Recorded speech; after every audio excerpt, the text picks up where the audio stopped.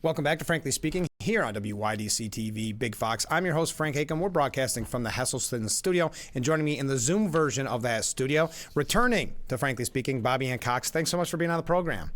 Yes, thanks for having me back on. No, absolutely, because this has been really a major topic on this program because I think there's such a lack of information on Prop 1. What do the viewers today, as they head into the election booth, what do they need to know?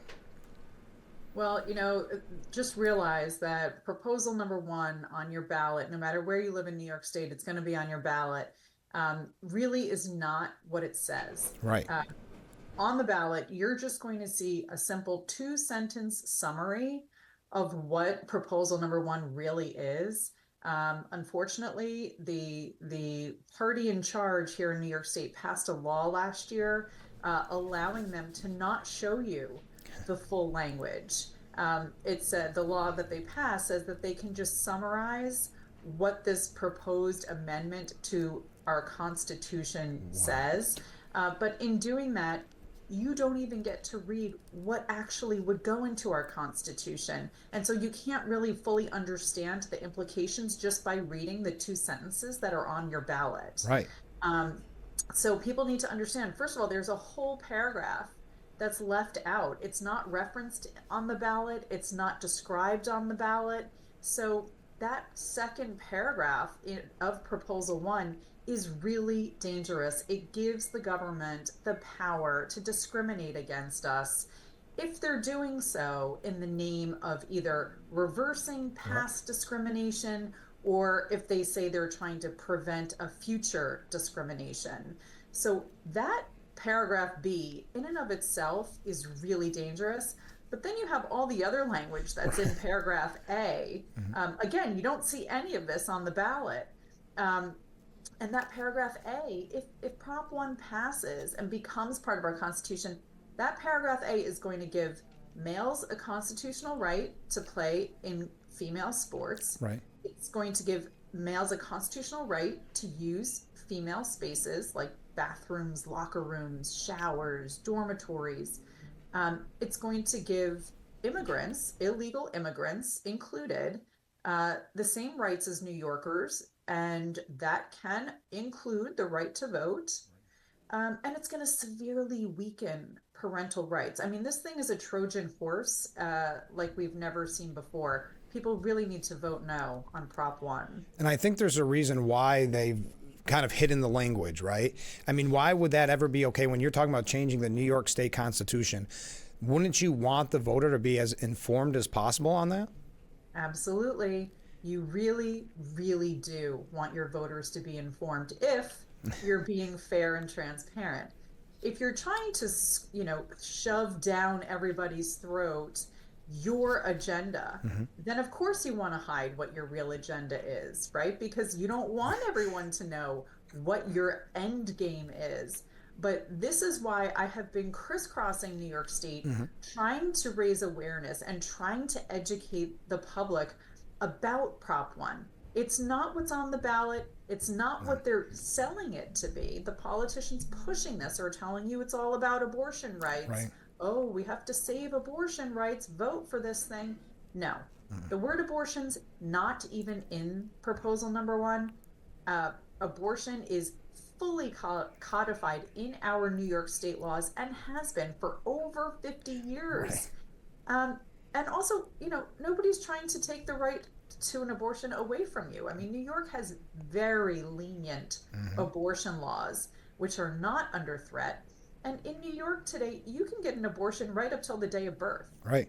So it is really a farce. It is a hoax that they are pushing this by telling you that this is all about preserving abortion rights. It's not. And if it was just about abortion rights, number one, why wouldn't it be worded that way or even mentioned? Number two, they know that that could get passed through easily in the makeup of New York State. So if it were really just truly about that, wouldn't they have just made it about abortion? Exactly. I did a study where I looked at the language in other states around the country that are trying to put on their or are putting on their ballot language to change their state constitutions. if their population in their state wants to enshrine abortion rights in their constitution. And I read maybe a half a dozen or so other states' ballot proposals about abortion. Right. And every single one of them says you have the right to an abortion. Yeah. Period. Right. They use the word abortion. They use the word right. You have the right. Your right to an abortion shall not be infringed upon. You know, they use those words, right and abortion. Mm-hmm. Here in New York, they're not using either one of those words. No. They're not giving you a right to anything. And the word abortion's not even in there. If you look at the language of proposal number 1, it says you can't discriminate against somebody based on, and then they give this list of 12 new protected classes that they want to put into our Constitution. They're restricting you. They're saying you cannot do this. You cannot discriminate against.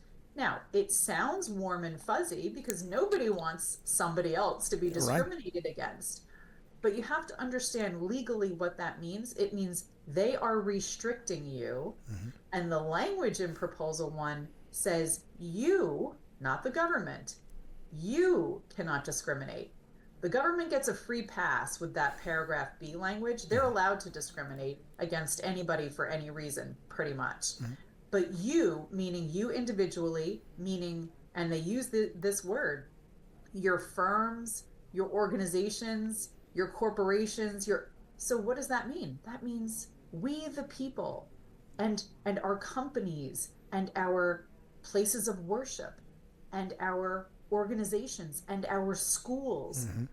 We can't discriminate, they're saying, but they, the government, can. So what that does is now it restricts you and it puts you into under their control. Right. And now they can tell you what you can say, what you can't say, what you can do, what you cannot do, the policies you can implement in your church or your synagogue.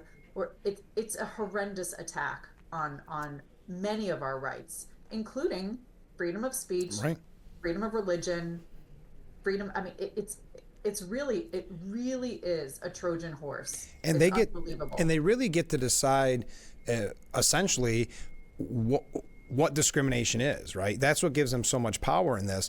And I think it's interesting because it's typical for Albany and it's typical for Washington in many ways. When you read what you'll be voting on the back, I think most people, if they don't do their research, are going to say, well, I don't want to discriminate. I'm not someone that discriminates. And it's such a trick, you know, that Albany's used forever and Washington as well. But in this case, Albany, to kind of convince the person that hasn't had the opportunity to find out more. Because really, if they don't find out about you, if they don't find out about a few certain outlets, would they even know what Prop 1 was? No, that's the problem. You know, generally speaking, most New Yorkers go to the ballots and they don't even realize that there are these proposals on there. And depending on which county you live in New York State, that will depend how many proposals you see on the back of your ballot. Right. Where I live, we have 2 proposals. There's a county near mine that only has Prop 1. They have no other proposals. Then you have New York City that has 5 or 6 proposals. So it depends on where you live in New York State as to how many proposals you'll see. But most people don't know those are on there ahead of time. Right. So they walk into the ballot box, they read these things, and then they try to make a split second decision on them. That's so dangerous in this case because, like you said, the politicians that crafted this used deceptive language on purpose. Right. Because I think they knew if they were going to be honest with New Yorkers and tell them about this radical agenda, this massive power grab by the government, I think most New Yorkers would have shot this down in 5 seconds. I know. I also think it's very telling when the people that support this, the sign only just says vote yes. Have you noticed that? It doesn't give you any specifics, just like to try to keep it hidden in general. So I think that's very telling when you see people like you and others that want you to vote no. They've been very specific in where their fears are coming from and why they want you to vote no. Definitely. I've seen signs around New York State in my travels. I'm sure. And you know, I've seen signs that say, Save Girls Sports, Right. vote no on Prop 1. I've seen signs that say no legal rights for illegal migrants, vote no on Right. Prop 1. I've seen signs that say save parental rights, vote no on Prop 1. So you're right, there is a messaging here. I've been very vocal about this also online. I have a Twitter account and Instagram, and I constantly am posting about the various dangers of Proposal One. I've also been writing about it in my Substack. I write a weekly Substack, and for the past, I don't know, 2 months, every week I'm writing about a new angle on Prop One and how dangerous it really is. So, yeah, this is the language we need to use. This is the awareness we need to raise as people are heading to the polls now. And you've been touring around, speaking out on this for quite some time. What has the reaction been when people actually learn what Proposition 1 is? Yeah, people are shocked. Yeah. They have no idea. Even when you read the language of the proposal itself, as opposed to the two sentences on the ballot, even if you read the language of Proposal One, it is deceptive because, again, they make it sound good. It's, you shall not discriminate against anyone based on, and then it has all these categories: age, disability, ethnicity, national origin, sex, sexual orientation, gender identity, gender expression, pregnancy outcomes, reproductive health care, and autonomy. I mean, it is a tremendous list, very broad language. And so you read it, you think it's okay because who wants to be mean and discriminate? Right. Nobody. But then you understand from a legal standpoint that when this is applied to New Yorkers in your everyday life, it means the government will be restricting anything you do, anything you say. They could target it and say, well, oh, that's hate speech. Now you're being accused of hate speech because you spoke out against one of these 12 new protected classes. And when you look at it, I mean, again, let's get a little bit of an example here. What does it mean to say that you can't discriminate based on age? Well, nobody wants our senior citizens to be discriminated Sure. against, right? And you hear age and you automatically think our elderly need to be protected. They definitely do. But if you can't discriminate based on age, what happens to all the programs that we have in place to help our senior citizens in New York State? All the discounts that we by law or by regulation apply to our senior citizens to help them. Now, are those going to be challenged? Right. Because now you can say as a 30-year-old, well, hang on a second, you're discriminating against me because I'm 30. Right. I want access to all those benefits for the senior citizens too. National origin. Okay, so you can't discriminate against somebody because they're from a different country. Okay, so now you're telling all the immigrants in New York State, whether they're legal or whether they're illegal, you have the same rights as New Yorkers. Right. And they're going to start implementing laws that take the resources and the privileges from the New York citizens, and they're going to shift them to those that are here from a foreign country, again, whether legally or illegally. Right. And on the age note, hey, let's go the other direction with age. Now, all the laws we have that are in place to protect our children, Right. for example, statutory rape laws, now those are going to be called into question. Yeah. Are we going to now get rid of all of our laws that have age restrictions because you can't discriminate based on age? I mean, it's absolutely horrendous. Really, it's terrible. If nothing else, think of the lawsuits and the cost of the lawsuits that'll be coming down after this, if this were to pass. Because, I mean, clearly, like you said, you mentioned, someone gets arrested for statutory rape. Instead of spending that much time in prison, why would they not take a chance and say, hey, you can't discriminate? It's so wrong. Or to your point about voting, why wouldn't someone try to go vote? And back to your point too, and I think this is really interesting. You mentioned hate speech and the like, that they can decide if you're using hate speech. Think of how many times people have been mislabeled for quote unquote hate speech, that they can just ever change the definition of that. Absolutely. The problem, not the problem, one of the problems Right. with Prop 1 is that the language is so broad and the power shifts to the government under Prop 1. Right. And they can determine, like you said before, they can determine what is deemed hate speech, what is deemed discrimination, Right. and they become, really the judge, the jury, and they become the sheriff, Right. all in one. And you can't have that. We have separation of powers for a reason, and it's to protect we the people. Right. Do you want Albany to have that kind of power? Is a question I would ask everybody to think for just a moment. Now, I know that you've had commercials running. You're very active in this. You've been touring all around the state. What has made you so passionate about it, and being able to keep that passion? Yes, well, I really do. I dislike when I see politicians lying to the people. Right. And I'm the type of person that fights for the little guy. I'm the type of person that fights for those who can't fight for themselves for whatever reason.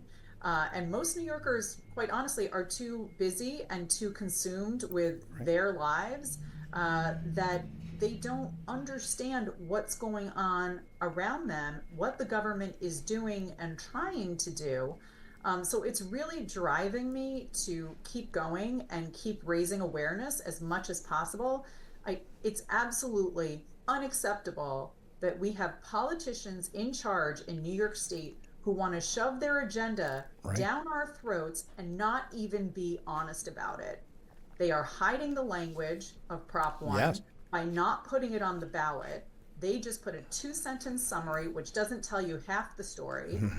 And they're also deceiving you because the language they use is not what would happen if Prop 1 passes. Right. We're not talking about a wonderful utopia where nobody gets discriminated against.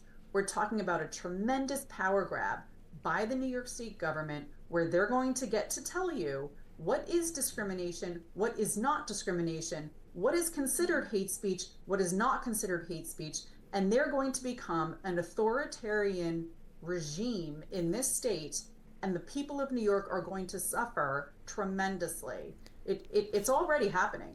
We're already seeing these things happening. New York City passed a law 2 years ago saying that non-citizens can vote. We have bills sitting in committee in Albany that will erase your parental rights.